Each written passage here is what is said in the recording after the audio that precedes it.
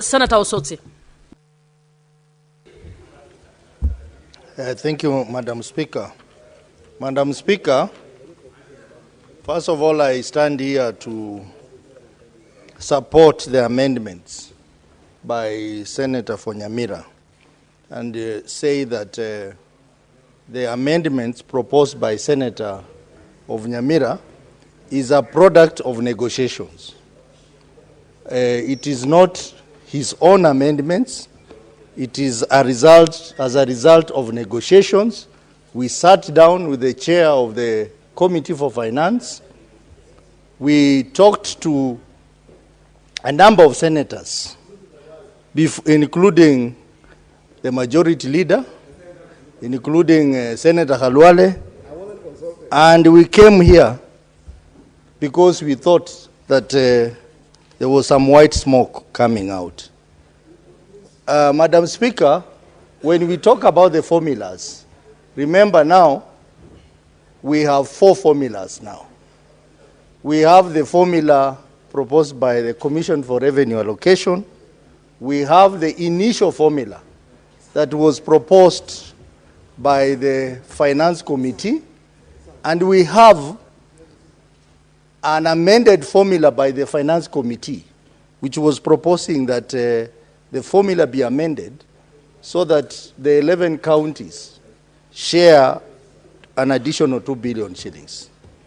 And then now we have Senator Omogeni's amendment, which is proposing that instead of the 2 billion that the Finance Committee is proposing, we increase it to 4.5 billion. And Mr. Speaker, every member who has been standing here has not categorically opposed the amendment by Senator Omogeni. What they have been asking us is to justify these amendments.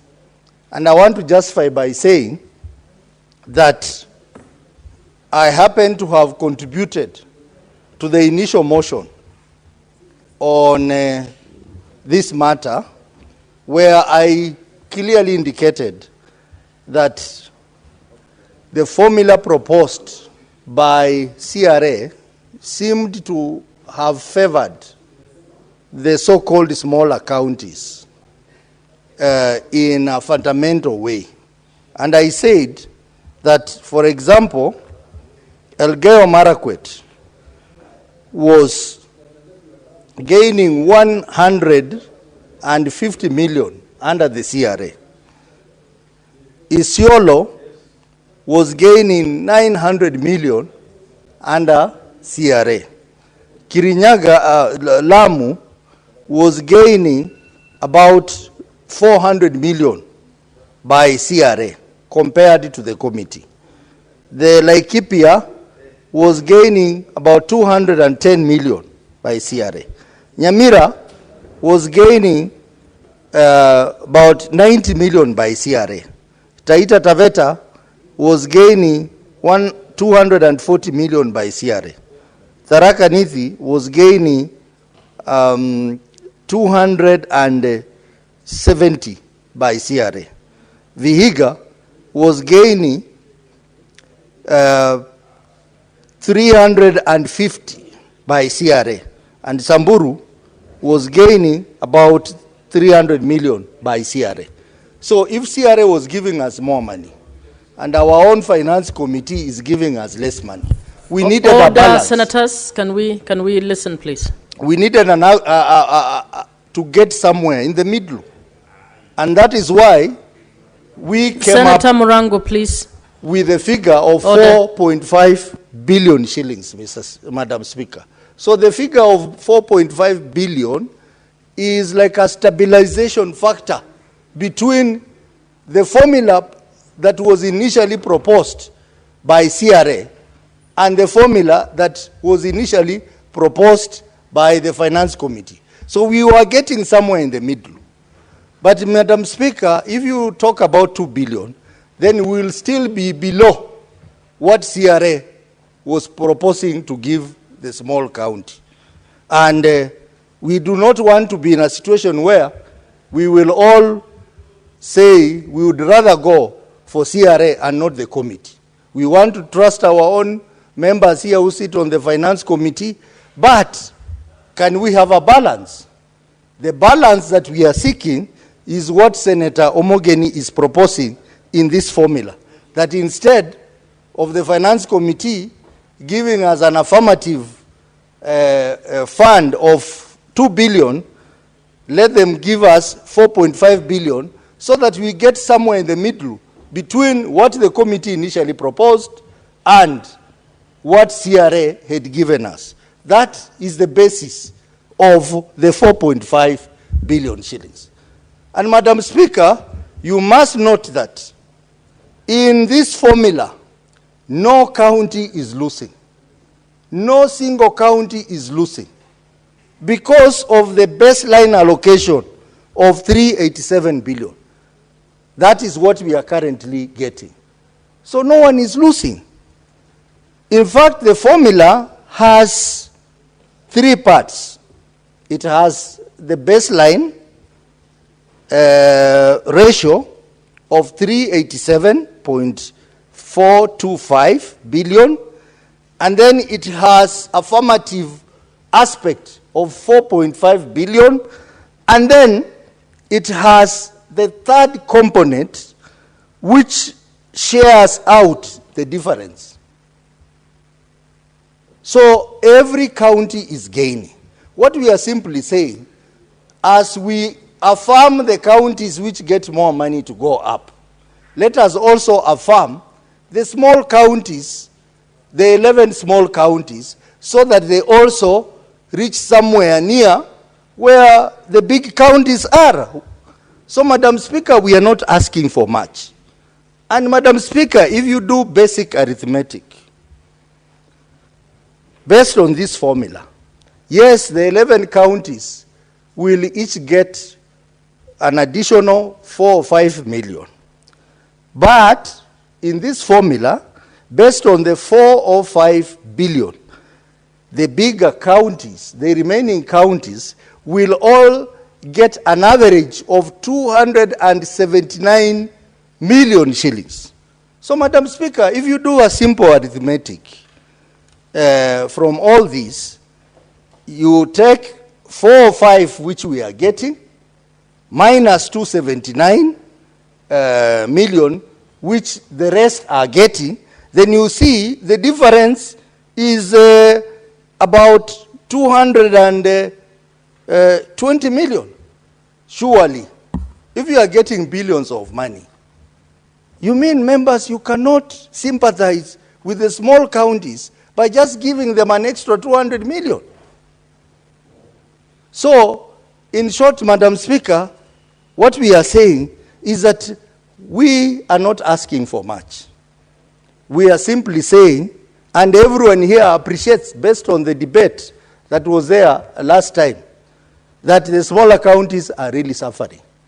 If it is based on that fact, then 200 billion shillings on top of what the others are getting as an extra on 387 is not asking for too much, Madam Speaker.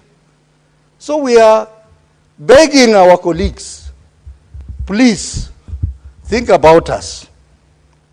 And as we say, this money is going to the people. It is not going to the senators. It is going to the people we represent.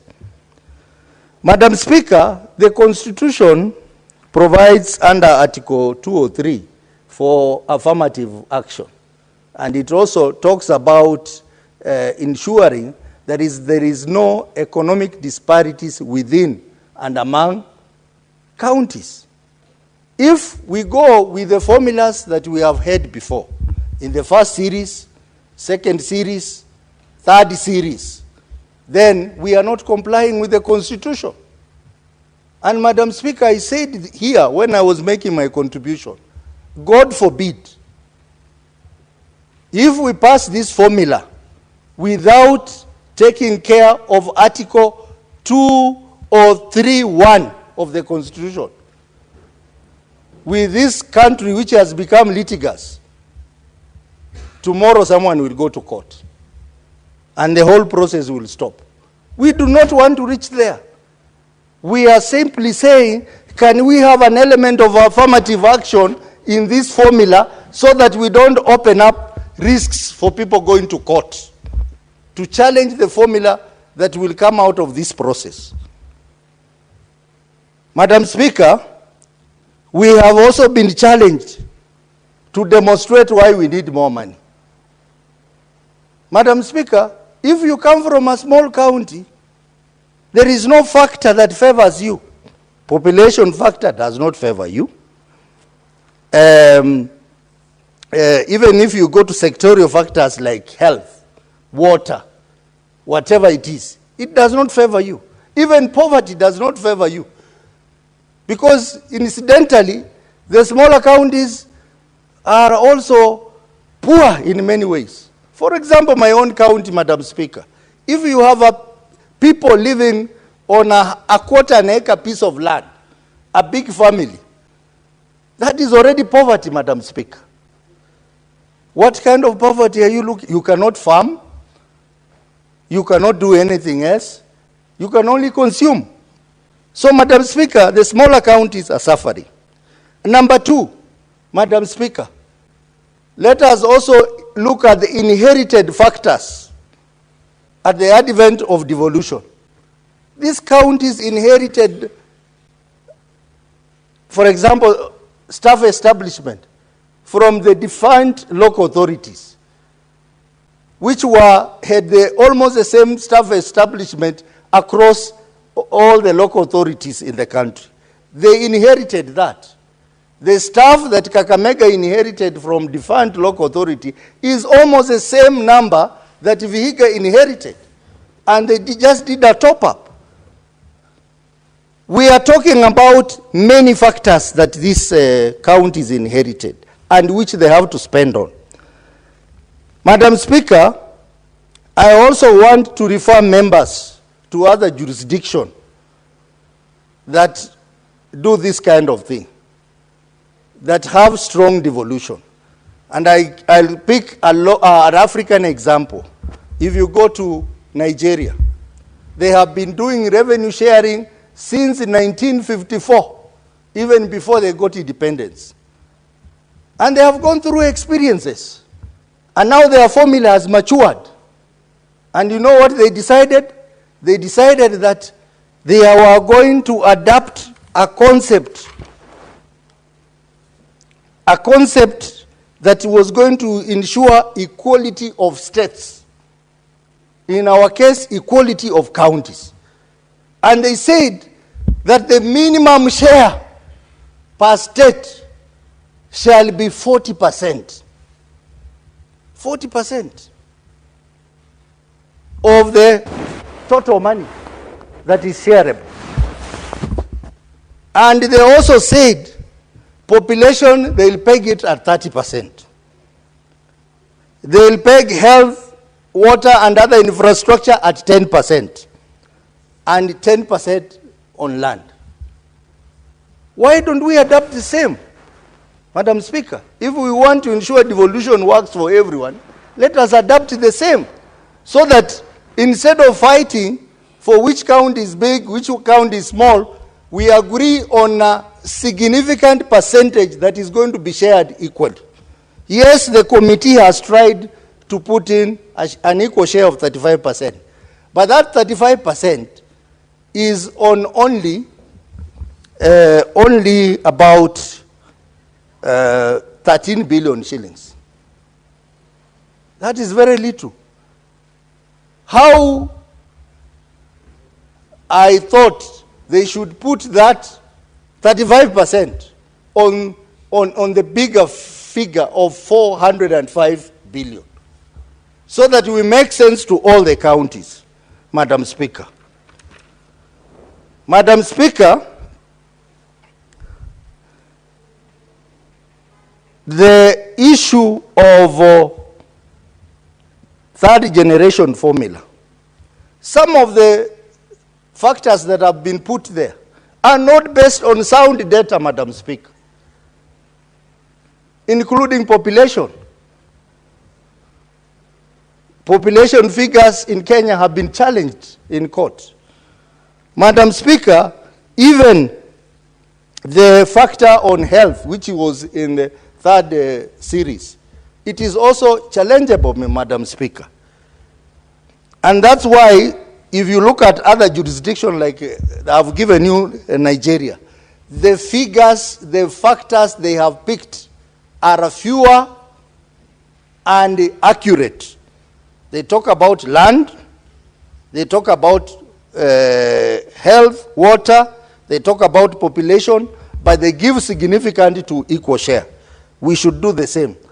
And I think the Commission for Revenue Allocation, which is tasked with giving us this formula, I think they need to do a lot more so that when they bring a formula here, we don't spend a lot of time arguing over it, because it is based on solid facts, it is based on solid data, and is agreeable. Otherwise, if they don't do that, I'm beginning to think that CRA has no purpose in this country. It would even serve the purpose by just being a department in Parliament. Because if you spend 5 years and you come up with a formula here that creates controversy, a lot of argument, and you have done it for 5 years, and you exist, then your existence now is questionable, Madam Speaker. Why are you there? So we want a formula that is going to uplift everyone, Madam Speaker.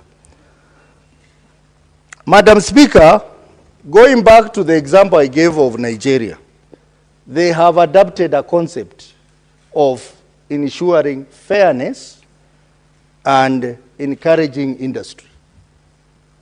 That is encouraging the states or the counties to produce more. What is it in this formula that motivates the counties to produce more? We want to give a county money, more money, because they have idle land. And we are fighting so hard on that.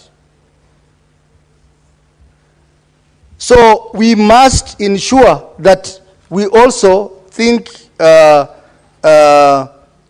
about how we can develop a formula that encourages counties to do more.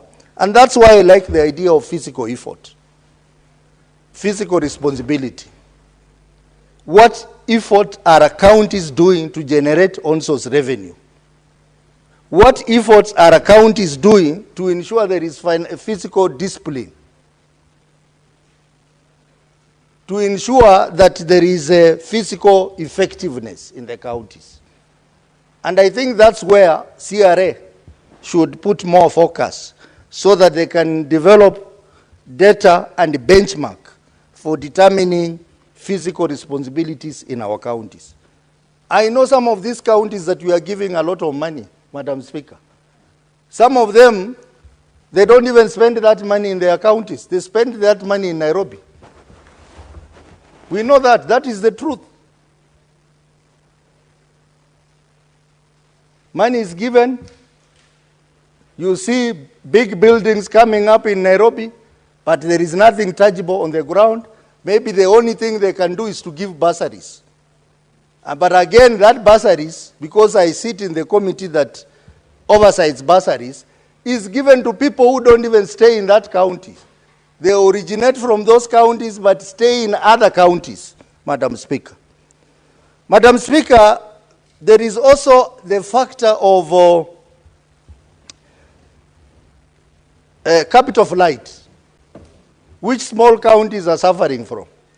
For example, Madam Speaker, in my county, because we don't have enough money for infrastructure, because we cannot build good hospitals, because we cannot have proper housing, all the people who work in the county stay either in Kakamega or in Kisumu.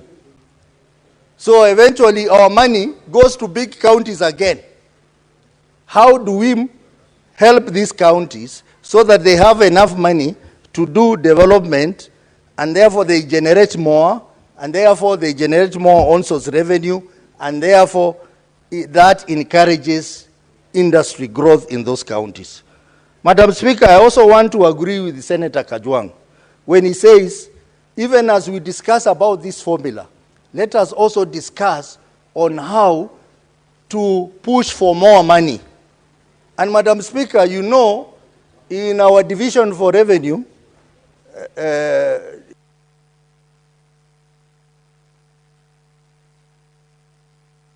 Your time is up. 1 minute. Finish with 1 minute, yeah. So in 465, that should be our biggest battle, Madam Speaker. Madam Speaker, because there is no justification why counties should not be added money. Counties have now carried the burden of housing levy. They have carried the burden of enhanced NSSF. They have carried the burden of the county aggregation and industrial park, paying for stipend for CHPs, Dr. CBA, and many other things, Madam Speaker. The national government will do a favor by increasing this money to 465 billion shillings. And Madam Speaker, as the deputy party leader of ODM, I want to say that we have signed an agreement with UDA that we need 450 billion. If they do not support this, we will review this MOU. Because that is the most important aspect of that MOU. We cannot say we have signed an MOU and we are not going to give Kenya 450 billion. Your time is up. Senator Mungatana. Thank you, Madam Speaker, for giving me